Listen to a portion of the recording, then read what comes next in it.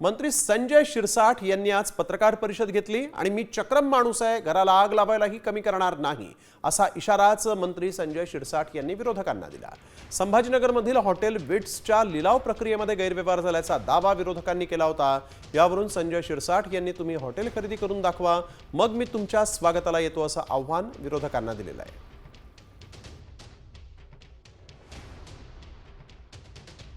एक मंत्र्यांचा मुलगा त्याचा काही आगापिछा नाही 67 कोटी रुपयाला संभाजीनगर मधल्या प्राईम लोकेशनची प्रॉपर्टी विकत घेतली जाते। या महाराष्ट्रामध्ये एकनाथ शिंदेने पैसे दिले की अमित शहाने दिले? प्रश्न असा आहे की हे पैसे आले कुठून, अचानक कुठून आले? जमिनीतून झाडं उगवली यांच्या संभाजीनगरला। आणि मंत्री कुठल्या खात्याचे? तर सामाजिक न्याय, सोशल जस्टिस। आमचा मुलगा 67 कोटीला एक हॉटेल विकत घेऊ शकतो, हा या राज्यातला सोशल जस्टिस आहे।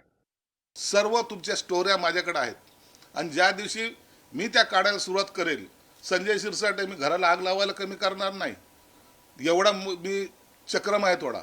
म्हणून माझ्या नादी लागताना राजकारणाच्या दृष्टिकोनातून तुम्ही आरोप प्रत्यारोप करा, त्याचं उत्तर देईल। तुम्ही 90 कोटीमध्ये घ्या, 70 कोटीमध्ये घ्या, 76 कोटीमध्ये घ्या का 67 कोटीमध्ये घ्या, संजय शिरसाट तुम्हाला तुमच्या स्वागत